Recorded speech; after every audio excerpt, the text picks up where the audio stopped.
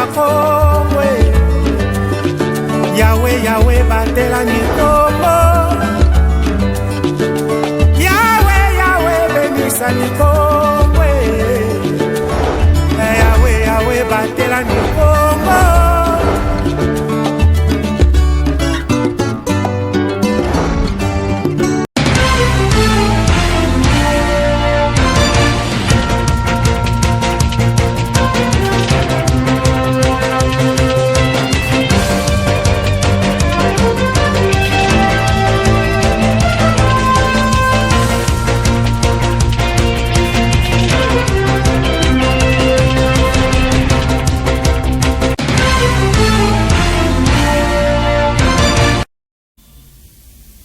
Merci à vous de rester fidèles à ma bannière télévision.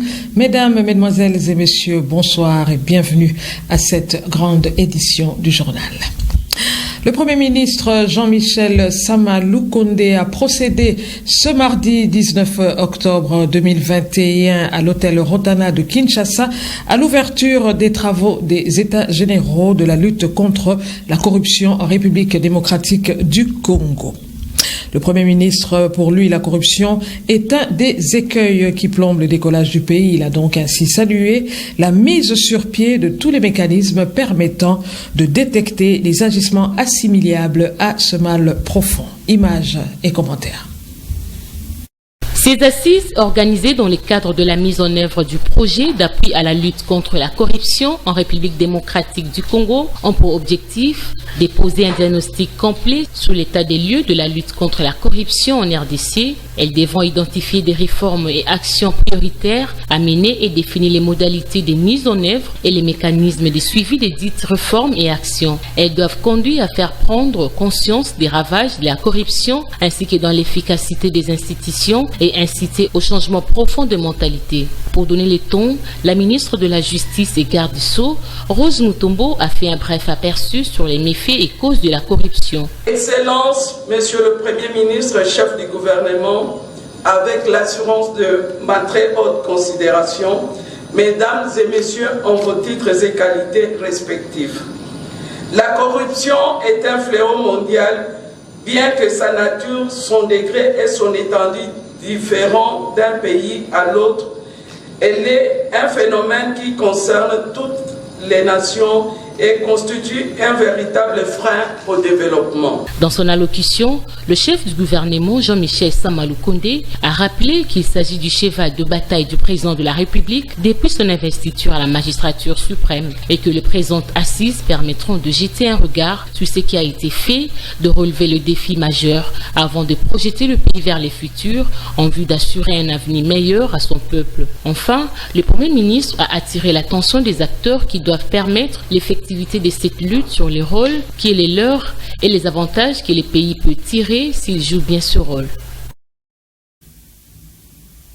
Pour une période de 9 mois, soit de janvier à septembre 2021, le Conseil national de suivi de l'accord de la Saint-Sylvestre, CNC en sigle, a consommé plus de 1 milliard de francs congolais, soit 591 000 $ américains pour la rémunération du personnel. Un rapport de la Direction générale des politiques et programmation budgétaire, un service du ministère du Budget. Suivez.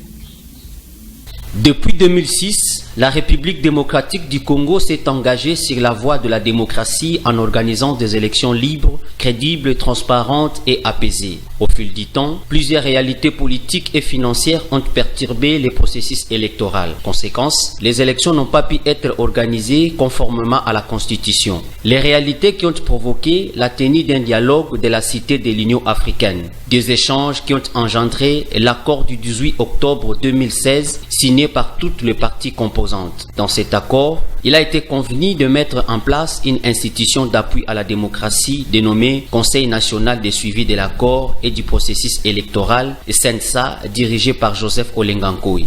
3 ans après la tenue des élections, plusieurs pensent que l'existence de ces comités est inopportune et budgétivore. Selon les données de la Direction générale des politiques et programmation budgétaire, une structure du ministère du Budget, les rémunérations du personnel du Comité national de suivi de l'accord de la Saint-Sylvestre au CENSA sont évaluées à plus d'1 milliard de francs congolais, soit 591 000 $ pour les 9 premiers mois de l'année en cours. À cet effet, quelques analystes politiques ont réfléchi à ce sens. Nos élus nationaux, ils doivent nous aider afin de dissoudre cette institution qui ne profite pas à notre pays. Alors, cet argent qui ne profite à rien pour leur propre vente, ce qu'on appelle la kleptocratie politique, c'est-à-dire politique de vente, que c'est que nous ne voulons pas dans notre pays. Moi, je trouve que c'est une commission qui ne vaut plus son pesant d'or, parce que cette commission a été mise en place pour le suivi des accords pour l'organisation des élections de 2018. Et à ce jour, moi, je pense que les élections ont été déjà organisées depuis 2018 et au lendemain de la publication définitive des résultats des élections par la Cour constitutionnelle, cette commission devrait disparaître parce qu'aujourd'hui, c'est une commission budgétivore. Pour rappel, l'article 38 de la loi organique portant institution, organisation et fonctionnement du Conseil national de suivi de l'accord, CENSA, prévoit sa dissolution de plein droit à la fin du processus électoral. Revenons donc en province pour dire qu'une délégation des victimes des pluies diluviennes qui se sont abattues en 2015 et 2016 dans la ville de Boma a été reçue ce lundi 18 octobre 2021 par le gouverneur ad intérim Justin Lwemba Makosso en son cabinet de travail en ville basse.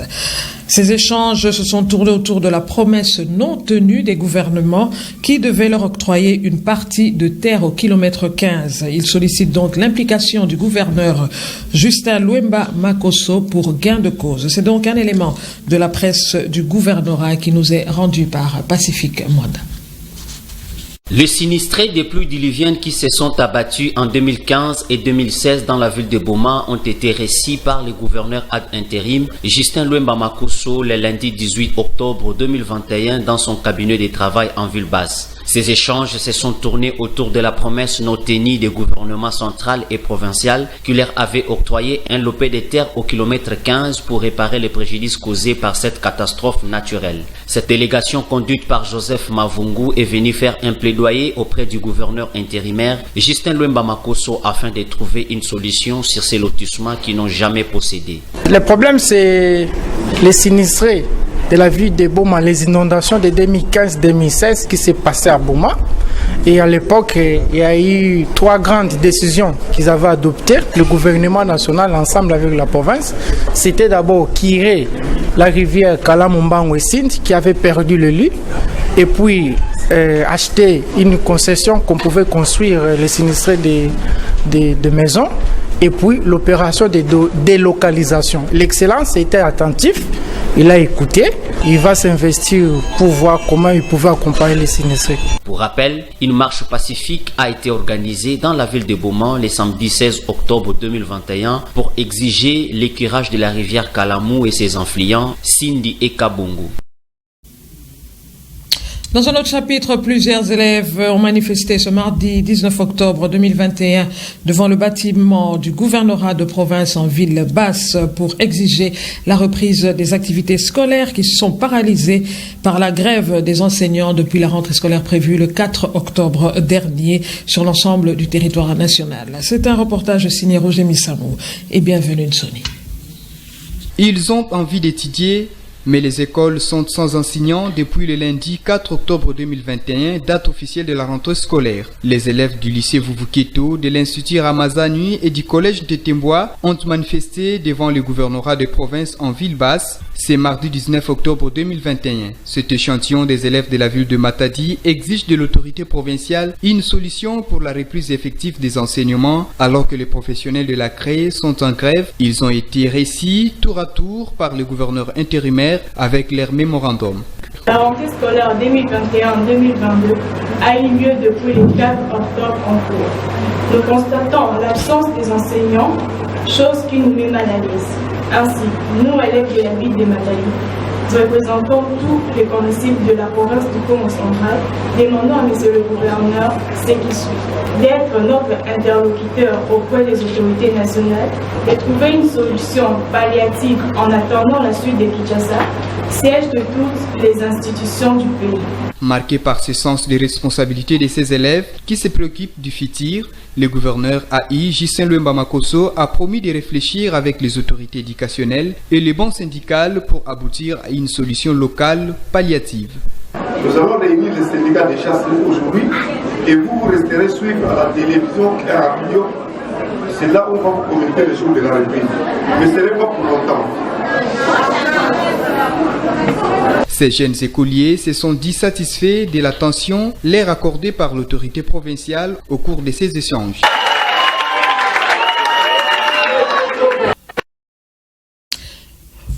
Parlons également de l'insécurité qui bat son plein dans la ville de Matadi. Des familles résidant dans la commune de Nzanza ont été visitées par des voleurs à main armée la nuit du lundi 18 au mardi 19 octobre dernier.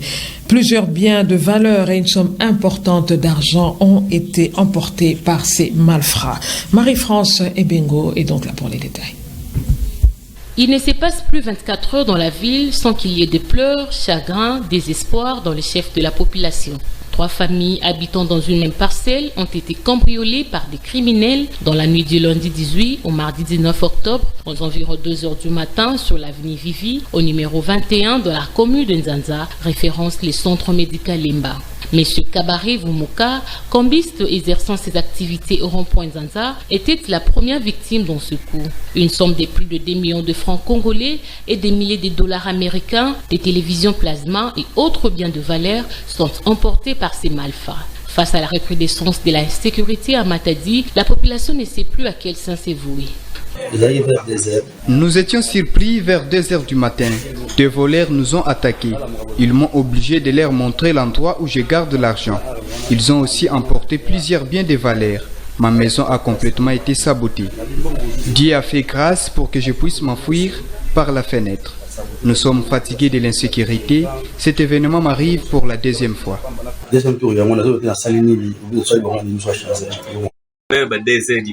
C'était à 2 heures du matin. J'ai senti un mauvais mouvement. Pendant que les inciviques forçaient la maison de mon bailleur, une autre équipe est venue me braquer.